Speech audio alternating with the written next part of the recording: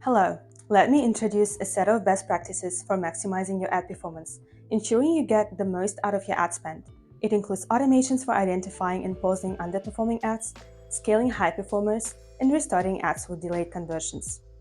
By automating these key actions, you'll save time, reduce budget waste, and boost your ROI. The strategy is designed in three variations for e-commerce, lead generation, and mobile app ads, each with metrics tailored to the specific needs of the campaign type.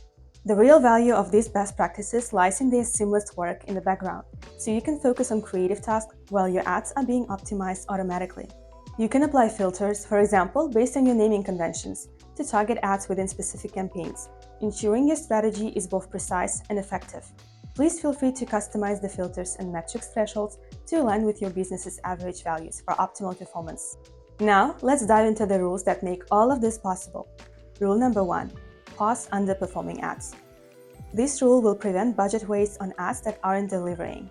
It automatically pauses ads that have spent over $50 but failed to meet performance benchmarks, such as low ROAS, high costs, or a 50% increase in CPM. It ensures every dollar you spent is working harder for your business. Rule number 2. Duplicate winning ads. Duplicate successful ads to expand reach and leverage them to the fullest. When an ad performs well, spending over $50 and maintaining a high ROAS and low CPA, this rule duplicates it automatically to expand its reach and maximize effectiveness. Rule number 3. Restart ads in case of late attribution. Sometimes, the real potential of ads is revealed later, when some conversions get attributed with delays. This rule identifies paused ads with improved performance.